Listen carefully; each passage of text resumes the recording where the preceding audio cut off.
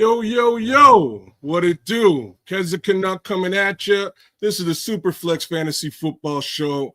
Thank you guys for joining us. Thank you. And I got to apologize right off the bat for being a little bit tardy today, but there was some crazy confusion. Long story short, here we are. And I got to give big shout outs to my guy, Timothy Basemore, for being with us and hanging with us through the entire debacle. Got to give a big shout out to my guy, It's Crimson, as always, for being out there and holding it down. But we're live and direct, man. It's another week. It's another fantasy football week. I had a pretty decent fantasy football week. I don't know. How was your fantasy football week there, King of Pop?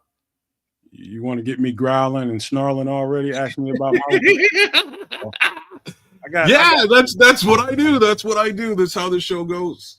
I got trounced, and it wasn't even funny, man. It's a bad week, man, and I gotta make a change or two, man. I got a weakness on my team. I think we spoke to it a week ago when we were here. Yes, we did. And your weakness is my your strength is my weakness. So yeah, we should really probably do some live negotiation right now. We need to do some kind of peace accord here, man. Make some kind of joint press conference. Whatever we need to do, man. We need to make something happen. Dog is ugly, man. I don't like it. I hate losing, and I get all snippy when I don't win, man. So, man, it's just a bad week. But I figured, in the description, anybody that read the description, I think this is a big deal for a lot of fantasy people that do parlays, people that just playing straight out fantasy for X amount of dollars or just playing for the love of the game. I think people get wrapped up into these big names and lack of performance, and I think they're scared to cut bait. Today, I think hopefully we'll spend a little bit of time talking about some of those names and some of the circumstances as for being the reason why you ought not be so wrapped and so enamored with a big name that you've known to be a high producer for a long time, and why it might be a good time to get rid of some of those names, like the individual that's on the. Did you figure out who's on the thumbnail, Kedz? No, who'd you put on there? I missed the thumbnail due to technical difficulties. Starts with a D, ends with the Amuel. I did say that. Okay. Deebo Samuel, man. Deebo Samuel. Bad production. I don't know exactly what his numbers look like, man, but it's not good. Well, you can't. You see, that is and I'm not big. I gotta admit, I'm not big on Deebo Samuel when it comes down to it.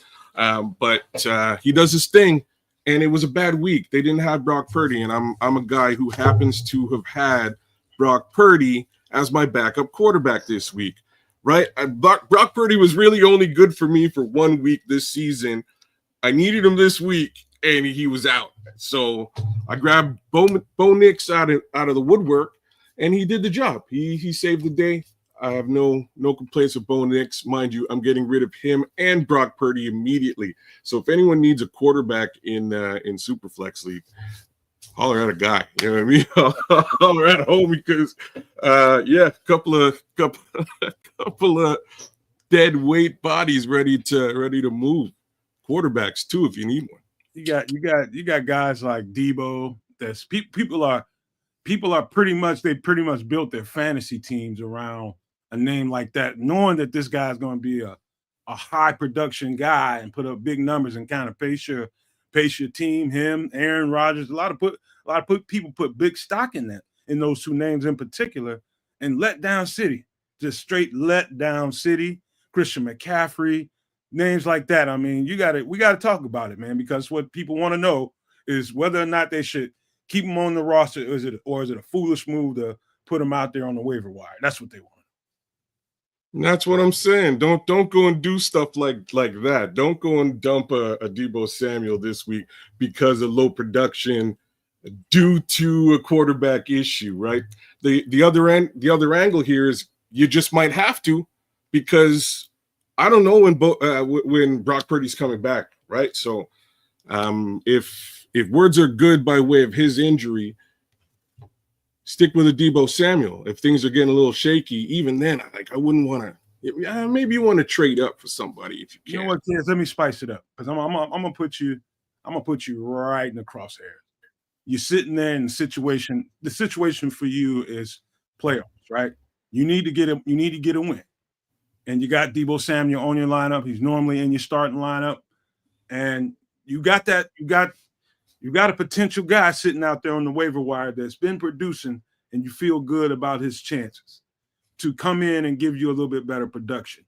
At that point, when everything is on the line, do you continue to try to manifest greatness with Deebo Samuels, or do you go with what you see as a known commodity and pretty consistent? What do you do? Yeah, you still keep Deebo. Oh, no.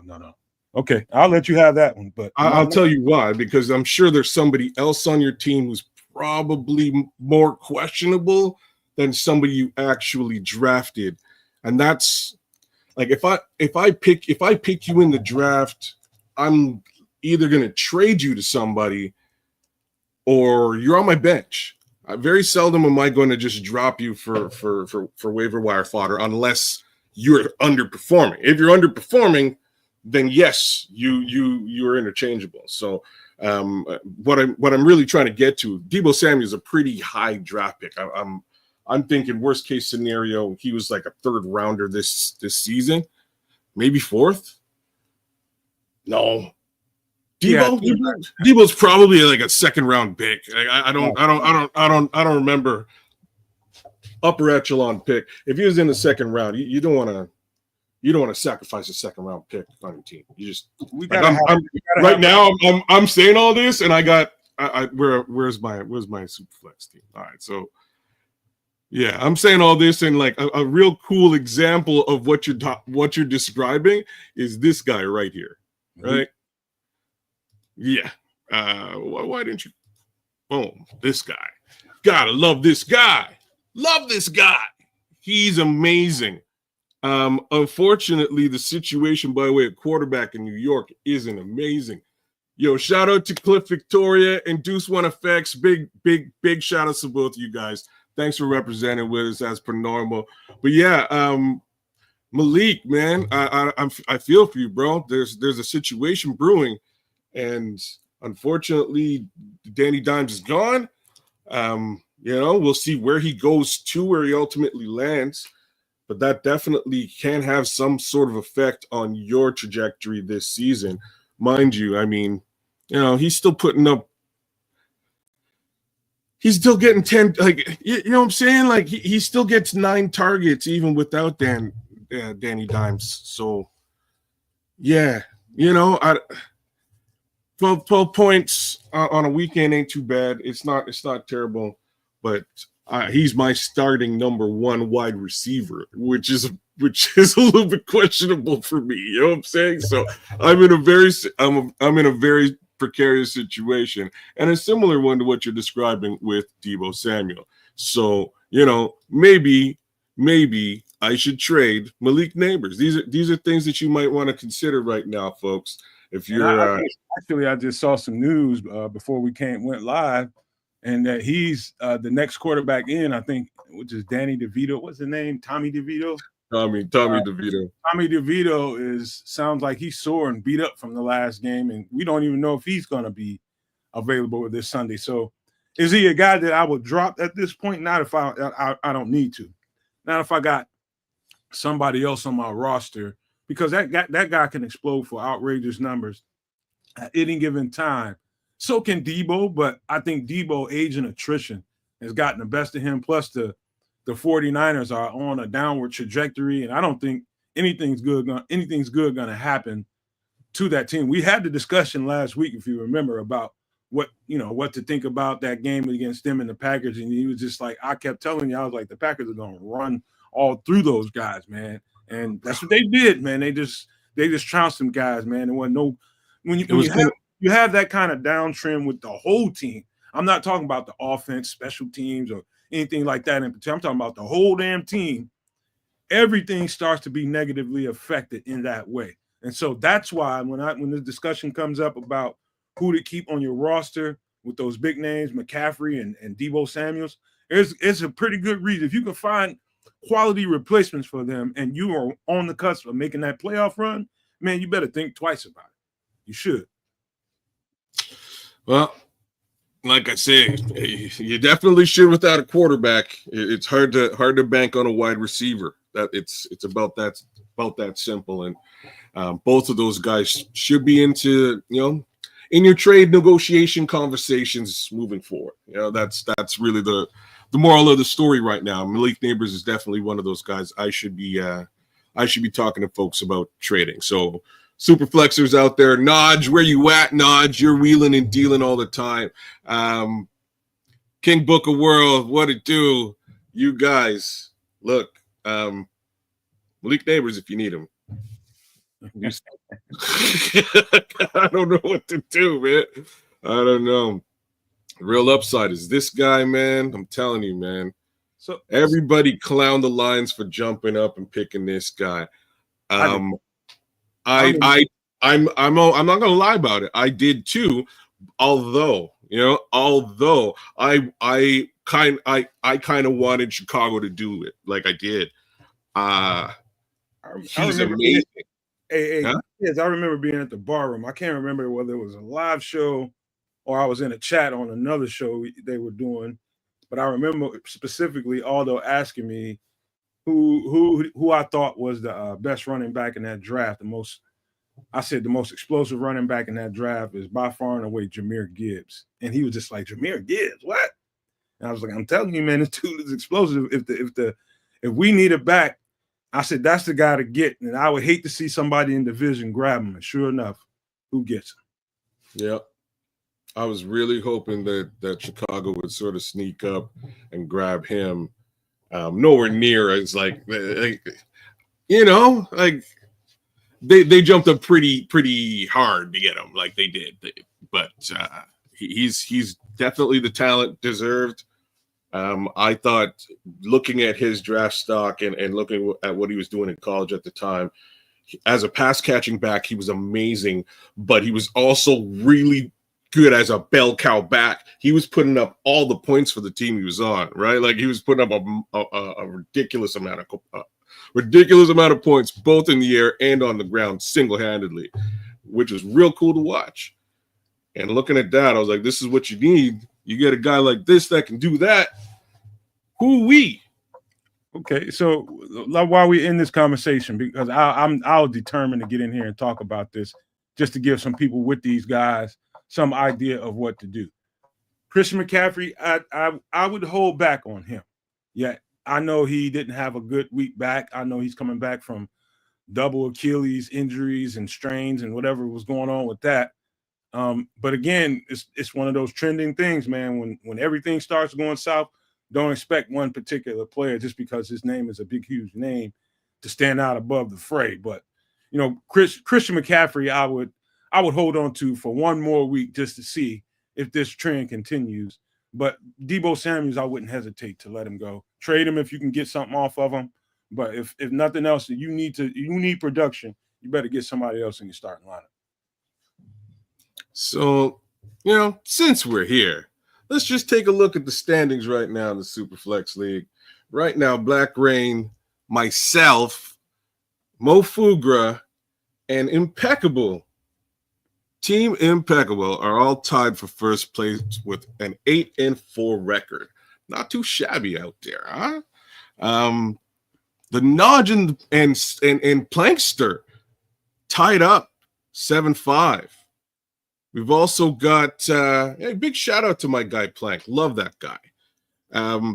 King Book of World, 6-6. Team Romo Dunze, Ridgeback, my guy Jim. Damn it, Jim, 6-6. King of Pop, co-host.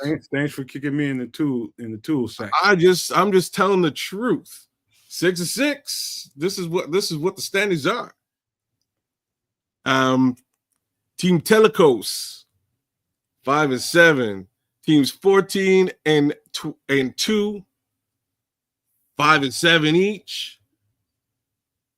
Aretha Franklin, our guy, the dude, in the back, holding down the 1s and 2s with a 4-8 record. And Mr. Bryan with a 1-14 record. And that's basically how she shakes out right now. But yeah, Pretty crazy. People are for sale. Did y'all see how many points I put up this week? Man, People are for sale. Juan Barkley, man. Your team was redonkulous actually this weekend. Where's he at? Where's Team Aretha Franklin? Mr. Brian is MIA, James Hunter. We all want to know where Brian is, but nobody knows. Look, 240. You see? Yeah. Where was this all season? But yeah, this is living to its potential here. It's all for sale. This is all for sale. Yo. You just got a hell of a bro. question. I'm not making the playoffs. Everything's for sale. Everything's for sale. Thank you.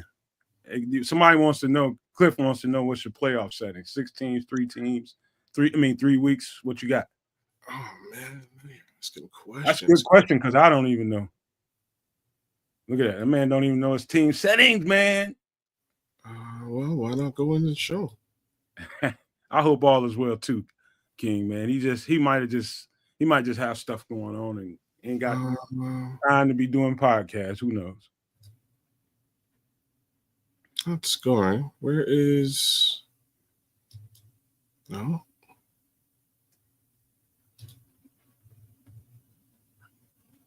Don't worry about it. We can address it later on because we got to get out of here by 7. 16 playoff. 16 playoff. 6 teams, 1 week per round. I'll be in contact, dude, about Mr. Saquon Barkley, sir.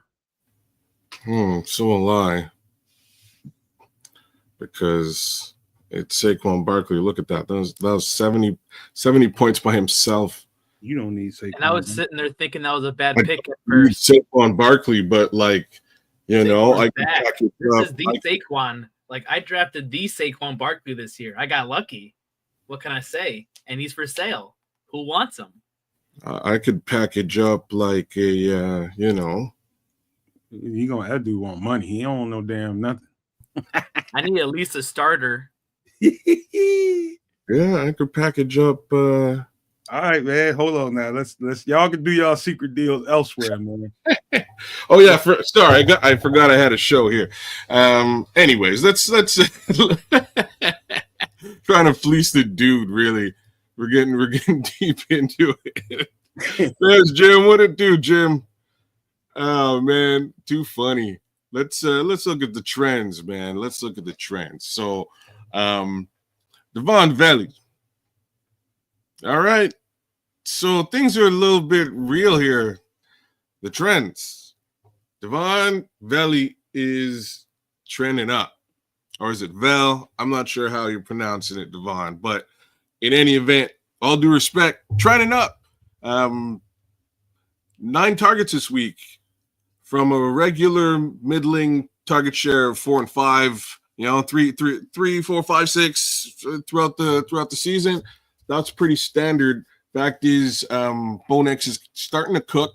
I trusted him with my team there this past week, and he held it down, man. He held it down for me.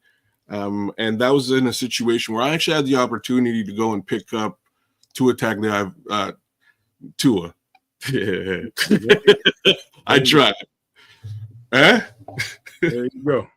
I think I really should have picked up Tua, but I was like, you know what? I'm gonna test the waters with Bo Nix and see what's happening and see if he could hold it down. And he had a pretty decent week. And again, didn't really sacrifice too much there, mind you. The differential between Tua's game this week and Bo's game was huge. I probably should have went with Tua. Anyways, this kid is trending up, man. 14 points this week. 10 plus points the last 3 weeks in a row. Only a single touchdown in the mix, but the target share is getting higher. Pay a little bit of attention to Devon. He's worth the conversation. This is a guy that I really don't want to show everybody that we should still talk about. So if you have Patrick Mahomes right now, or if you have Travis Kelce, and don't get it twisted. If you have the opportunity to play this guy as a handcuff with Travis Kelce, you're probably just guaranteeing yourself the touchdowns in some capacity, right? That are coming out of Kansas City. None of the wide receivers are really doing what one would want. Like Xavier Worthy, he is. You gotta love Xavier Worthy. But it would really give you a nice little handcuff situation by grabbing Noah Gray. He's scored a couple of touchdowns in a row, four touchdowns in the last 2 weeks. Peace out, Crimson. I see you. See, hopefully you come back for No Man at Night in about 30 minutes. I mean, about an hour. There you go, bro. But yeah, man, big love, Crimson. But yeah, Noah Gray's a good look this week from a tight end perspective, or just sort of a long-term flex slash handcuff. It's kind of a cool look. The other thing about Noah Gray right now is that he's already past the bye.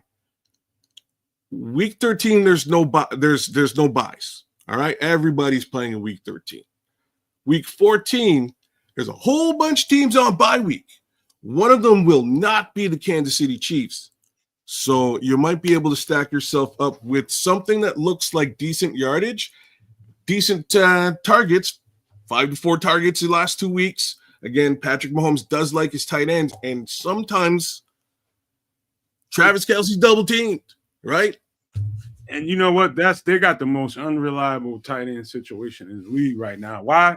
It's because they play a lot of 3 tight end sets, and all 3 of them could pop at any given time. So it's like there's no real way to look at it and say, there's no metric or anything to say, all right, this tight end might have a better game than that one, or blah, blah, blah. You know what I mean? Like if they play, let's just say they played the New England Patriots.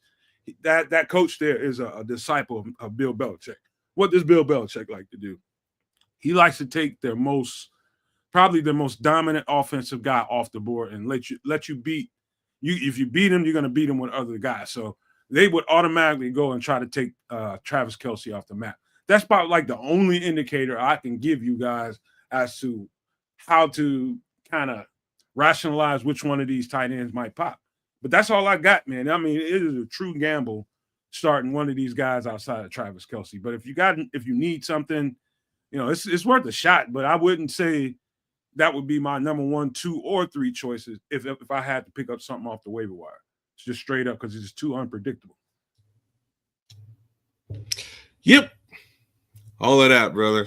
So, I think it's a good look by way of handcuff is really my stress, right? If you're already invested in the Kansas City offense, this might secure you those other 2 touchdowns.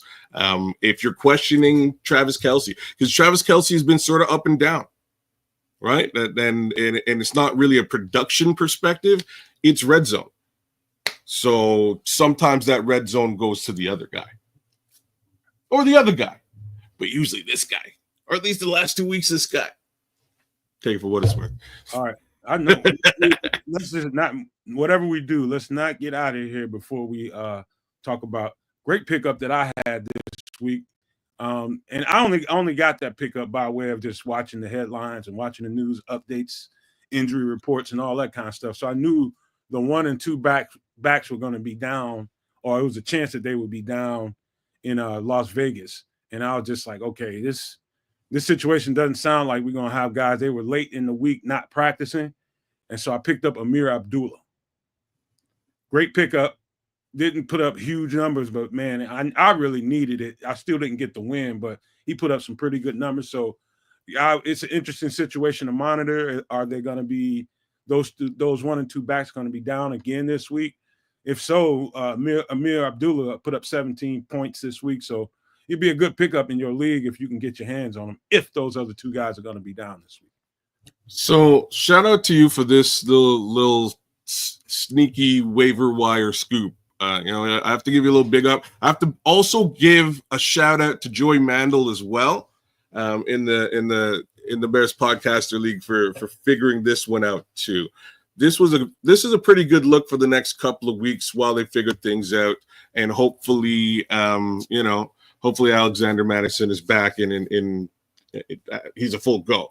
But in the meantime, Amir Abdullah is getting some looks. He's getting some run, and it's turning into points. Can't deny that. So keep your eyes peeled. I noticed both of you guys grab Amir Abdullah. I was like, oh, is there something I should know? But wait a minute, I don't need a running back. I don't in either situation. I don't. I'm good. One more running back note I want to give everybody, and this was just me watching the game last night. So in the SuperFlex league, don't worry about it. I already got that covered. I picked up Gus Edwards, but Gus Edwards might be a guy that you want to. They run it heavy out with the Chargers. Jim Harbaugh is going to run the ball no matter what running back is in there. And I don't know that what happened with J.K. Dobbins, he's getting an MRI done today. And I don't know that reports are out about this situation yet, but I picked up Gus Edwards because I felt like at some point Dobbins was going to be an issue. So if you got this guy, if this guy is loose in your league and you got a running back spot to fill, you probably should go and grab him ASAP. Like jump out of this goddamn chat now and go get it. Because he's the man in charge if Dobbins ain't back. We're definitely going to get to this situation. I'm going to say this. There's one thing you can count on, and Harbaugh's going to run a football. So, you know what I'm saying? He's going to run the football. Gus Edwards is your guy. Run it. Right? Great pickup, man. It's great pickup. I think he's a pretty solid pickup. If there's any shakeup happening there that puts Gus in a position to tote the rock, the rock will be toted. That's what the Harbaughs do. Like put that across the board. That's what the Harbaughs do. It will be done. Such is life. Such is life on Sunday.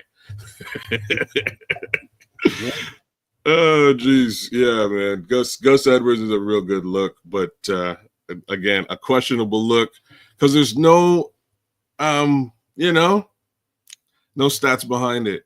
So we got to actually look and see. Let's go back to trends. Who else we got trending up? Let's look at the running back position specifically because Gus is your top guy. This is your number 2 guy. So Pittsburgh is doing great. Both of their backs get pretty decent touches, and they both produce, and things are decent in Pittsburgh. They're winning football games. I don't know what's going on, but, again, such is life on Sunday in Pittsburgh. We're looking at a situation where last 3 weeks he's pushing between 9 and 15 fantasy football points week on week on a low past almost from game 6. He's upwards of 5 points. If you're in a bind and you really need a back, Jaylen Warren's a guy. He is.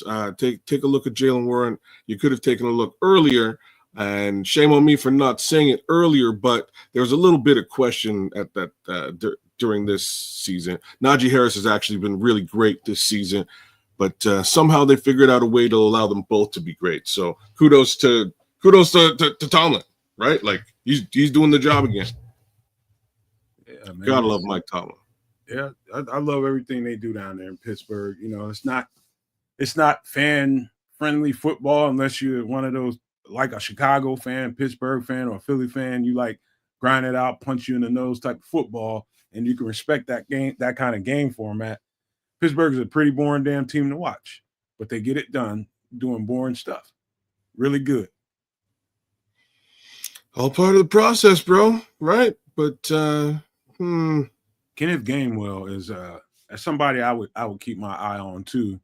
As the playoffs start to approach and teams start to solidify their place in it, they're going to start taking some carries off some of their big dog workhorses and stuff like that. Saquon Barkley is definitely going to be one of those guys at some point. I'm not saying grab him now.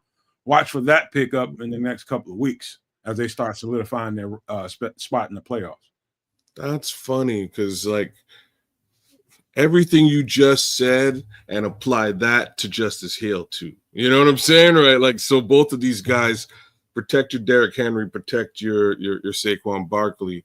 That being said, both of these guys may get a little bit of extra run over the course of the next few weeks. Brilliant. Look, that does make sense. Save those bell cow backs for a deep playoff run. Here's what's interesting about it. This is why you got to be a little bit more nuanced than your average person doing fantasy. Going down the stretch, depending on if somebody's trying to cinch up a home field advantage or something, right? Something like that, or their home field advantage is pretty secure. They because the parity in the league is pretty widespread, man. It's a good game could pop off between Las Vegas and the New York Giants, and you wouldn't see that coming. You know what I mean? A good game can pop off at any given week. And so towards the end is when you want to manage, really, really monitor where their playoff seeding might be. Have they got home field cinched up and all that kind of stuff? That's when guys start taking rests or not, But if it's tight, those guys ain't going to take a rest, and they're going to be giving everything they got up until the last whistle. And so that's just something to think about too. No, it makes a lot of sense to me. Again, both of those teams look like they are headed to the postseason, so it would make a little bit more sense for them to lighten the load on those bell cow backs. Here's another situation that I think everyone should be a little bit aware of. Austin Eckler's playing great football in Washington alongside Jaden Daniels. That being the case, he's unfortunately been injured. He's in the concussion protocol right now. Question is, will he pass? Sounds like things have progressed well, but who's to say whether he plays this Sunday or not? Somebody's got to run the rock. Somebody's also got to catch it in that offense. They're probably going to elevate Jeremy McNichols into that Austin Eckler role of being that pass catching secondary back alongside the more bruising north-south Brian Robinson situation. So keep your eyes on this guy. If you have Austin Eckler, might be a great guy to grab right around now. Sneak him onto your squad. Hopefully hopefully he's able to replace some of the points you may have lost if you were rostering an Austin Eckler. Mind if I make another quick point? Sure. There's a word is out, and it's all rumor and conjecture right now. Word is out that Dayball in New York was going to be out along with the GM Joe Shane. What does that mean to fantasy people? You the same thing you were just saying, Deuce. That's why you just picked up Saints players, because everything's in turmoil. It's going to be a lot of guys that haven't really seen playing time, and you got to determine. You got to kind of give some thought to. Okay, so Dayball is hearing about that. Shane is hearing about that. What will they do in that situation? Will they go flat balls to the wall and try to really do something to elevate, give themselves a chance to keep their jobs, or do they know their fate and try to give some other guys some opportunity, be noble about the situation? So it might be interesting to see what happens in New York in the next couple of weeks here, man, to see how they respond to these rumors and what they do with their lineups, because obviously what they're doing is not working. Daniel Jones is gone. DeVito might not play. How reliable are these guys? Are there some backups out there that you might need to take a look at, because second or third string guy might be up playing quarterback, and he's used to throwing to the second, third, fourth string guy. And so is there a receiver on the Giants that you might want to look at? So kind of stuff is very, very important coming down late in the season. And I have like all of them. I gave them a little. I gave you guys. I gave New York like a solid this season, and they kind of kicked me in the shins. Is what it is, Is what it is. We are still in contention, dog. That's what's important. We still going. All right. Look at wide receivers. So we talked about Veli. If you don't have Jordan Addison on your team or drafted, or somebody doesn't, I don't know what you guys are doing, because he's there. Sam Darnold's having a pretty decent year, And yeah, so is Justin Jefferson. It's all good. It's all green lights over there in Minnesota. 40 points against my beloved Chicago Bears. Pretty nuts. It's not always a 40-point night, but sometimes it's 16, sometimes it's 15, other times it's just under 10, maybe 22, right? Not a bad guy to have on your roster, especially against a weaker or more predictable opponent. And looky there, he's got to face Chicago again in a couple of weeks, so just keep that in mind. All right, so gotta love what's happening over there. I love my team. Trending up. I don't trust this one. Let's look at this one. David Moore. Holy smokes. I still don't trust it. So David Moore just put up 20 points, 10 targets versus the Kansas City Chiefs. All right. This seems like I wish I watched this football game. I didn't watch this game. This is a game where the Chiefs won by 3 points against the Carolina Panthers. That's crazy. Here's the secret to this story. There's a lot of people that pretty much the train packed up and left the station. They on Bryce Young, and what I just saw. What I just got through witnessing, I just got through watching this stuff probably less than 24 hours ago. And I'm telling you right now, he's starting to get it.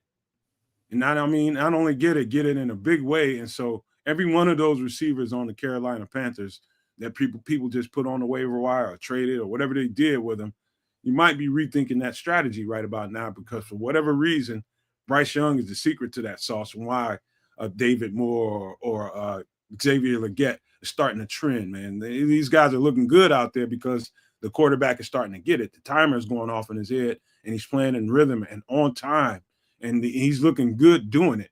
And so, yeah, I would consider David Moore. And also, if you can get your hands on Xavier Legette, that's a good pickup right now, because towards the end of the season, I think that's just going to go up and up. So good pieces to have if you can get your hands on. Interesting. My problem here is very simple. It's just I don't have historical evidence here. You know what I mean? That's my only issue with David Moore. I know David Moore is a guy. I know he can get it done. I'm hoping it starts to become a trend. But if you're in a bind and you need and he's facing Tampa Bay, I don't know. I don't know what you do with David Moore, but he might be worth a pick. He might be worth a wire spot. All I can say. If I struggled in my flex in my last spot and I needed a guy, I'd look at him or Xavier Legette if I can get my hands on him, because I think what they've done in the last couple of weeks is they really just scratched the surface, man. I think Bryce Young is really starting to find his way, man, and those guys are benefiting in a big-ass way because he's really figuring stuff out right now. So I'm telling you, I'm not fluffing nobody. I'm just telling you, those might be some really good pickups right now. All right. That's really cool to hear. Shout out to the Carolina Panthers, and I hope you guys don't do too well, because the Bears need that pick to be as low as possible. In any event, we've got a couple of guys that I think should be talked about, and I'm only going to touch on Nick Westbrook-Akine very quickly. Just take a peek at that production, guys. Over 10 plus points, more or less week on week since week 7. Take it for what it's worth. I think he's worth a pickup. If you need a wide receiver out there, he is worth your salt. He's worth your time. He's worth your coin. So is my friend Marquez Valdez-Scantling. He's my friend now. As much as he's pained me in the past, my guy came out of nowhere and destroyed it in week 10, and then did a little dance again in week 11. I expect that to continue on in week 13. It was simply a bye week in week 12. That being the case, He's available in a bunch of leagues. Just saying. A lot of folks dumped him or left him on waiver wire simply because of bye week in week 12. Keep your eyes peeled. If he's available, he's more or less the number one wide receiver for Derek Carr.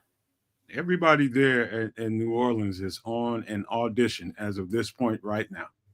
That team is going to get shaken down to its core. So it's the New York Jets. Every guy is on an audition. There's a couple of guys with the Jets. Probably Breece Hall ain't going nowhere, somebody like that. But everybody else, man, is on an audition. Marquise Valdez-Scantling, what's his name, the running back there, Alvin Kamara. Everybody's auditioning for their next team right now for those two units right there, and probably New York, the Giants as well, man. So maybe even Las Vegas. I don't think they got a lot to offer, but there's some teams out there. They're all playing for their next contract, some of those individual players out there. So keep that in mind. Adam Thielen, another guy you might want to look at picking up on Carolina. Actually, yeah. And we will look at Adam. Oh, man. See, Adam Thielen has no historical information because he's been hurt. Even then, if he's playing traditionally, he's worth his weight, man. He's worth a pickup. Again, if Carolina is starting to take off, the last thing I want to look at before we get out of here is some of these quarterbacks. Don't trust anybody on this list except for this guy. Had to do it. He's starting to trend up, y'all. He's starting to trend up. Who is he? His name is Caleb Williams. He's starting to trend up, guys. 33 points this week, 340 yards passing on 47 attempts. Hit that like button, smash that like button. And he's for sale. The dude is pulling out all the stops. I don't know what's going on. That being the case, again, Caleb Williams, for all of you guys, he's only started in 23% of leagues. You may want to look at starting him. Facts are, it's only about his development now. So he hasn't thrown an interception yet. A lot of good things happening in Chicago. By all means, do your thing. What else we got? That's good old Caleb Williams. Matt Stafford. Y'all know about Matt Stafford. I don't trust this Aiden O'Connell thing. I do trust Bo Nix. I do trust Bo Nix, and I don't know why he's not on this list right now. But if you have Bo Nix is putting up real decent fantasy numbers, y'all. Really nice over the past. He's 80% rostered. That's wild. That's crazy. 80% rostered now. 48% started. I guess the secret is out, y'all. The secret is out. Bo Nix is actually a thing. Keep your eyes peeled. Do what you need to do. Very much the same with Caleb Williams. If you need to start, upside for both. Upside for. Here's a little pat on my particular back when we did the quarterback show months and months ago. When I say just understand this when I say this. I think Samuel asked me a particular question, and he said, "Hey, no matter who you think are the best pro-ready quarterbacks in the draft," and real quickly out of my mouth, I said Jaden Daniels and Bo Nix. I knew Caleb would get there, but I didn't. I thought he was less pro-ready than all of them, and I think I was proven right by that. Caleb's gotten there. He's gotten there, but the guys that were ready to go pretty much was Jaden Daniels. It took Bo Nix several weeks to get there too, to be fair, but I always felt like they were the two best ready because of the styles that they ran in college. But yeah, it was it's so good as a Bears fan to see Caleb ascending now with this new coordinator. Man, he is on fire right now. I wish I could get my hands. All right. Well, yeah. I think let me just look at some key matchups and then we'll call it a day here, man. Let me look at some key matchups. We could start off with Chicago and Detroit. That's going to be a doozy, a tough matchup for both teams. Detroit's definitely going to crush the Chicago Bears. That's my 2 cents there. But what I think will happen, I'm just saying, what I think will happen is I think there's going to be a whole lot of offense in this game. I think this is going to be a high-scoring football game for both teams. Nope. I think the Bears are going to put up somewhere in and around 27 points. I think the Lions will probably put up 36 points. I think it's going to be an awesome football game. And I think there's going to be some defensive questions by way of the Chicago Bears moving forward. But things to note, those lines have been allowing folks to put numbers up. They have been. Good football game for Thanksgiving. I can't wait, except I'm Canadian. Yes, Canadians have their Thanksgiving like a month early or something like that. Something close to that. Well, there's never mind. Keep going. Just 1 second. 13. Giants, Cowboys. Cowboys defense. You may want to look at Cowboys defense if you have it rostered. Might be a good situation there this week. Same token, might be a good situation for Cowboys wide receivers if you have them. Who else? Dolphins, Packers. High scoring football game in both cases. I don't know what else to say there. Start neither defense. Yeah, dodge them defenses. That would be my suggestion there. Raiders, Chiefs, interdivisional football game. For some reason, this is going to be a good football game, right, Deuce? Deuce is a Raiders guy. It'll be a good football game. I'll tell you that much. It won't be the Chiefs running over the Raiders like you would think. Just never is.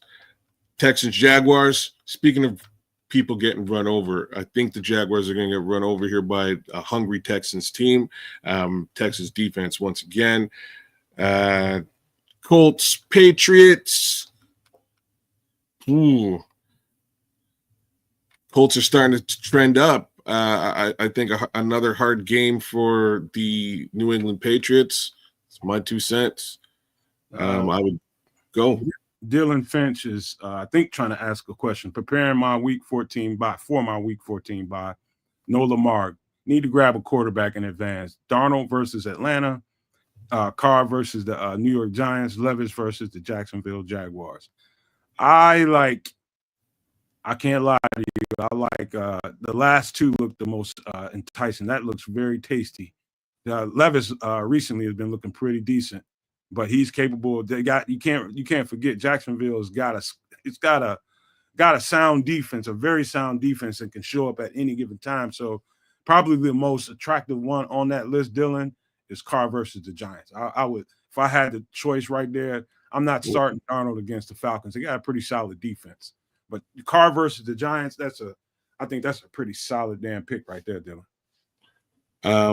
I like I'm going to go the other way and just say Darnold versus Atlanta. It's got much less to do with Atlanta's defense. It has to do with the two wide receivers he throws the ball to moving forward. That's why I would go Darnold. You kind of get access to a Jordan Addison and Double J on the other side by proxy. So I would go Darnold if he's available. I think that's your best bet. He put up solid numbers this week, and he'll continue to put up solid numbers. That being said, y'all, it's another week, fantasy football, week 13. Things are getting dicey. Things are getting towards the end. Shout out to the Bears podcasters out there, the Bears Podcasting League. Dr. Mason West, Aldo Gandia, all the guys over at the Barroom, Joey Mandel. Shout out to all you. Thigh. Shout out to you as well. Shout out all the folks in the chat, man. Deuce One, Dylan Finnick. Thanks for your questions. Anyhow, we'll cut it short. We'll call it a day, and we'll move right on into the next show. You guys have yourself a good one, and dude, if you're ready, take us home.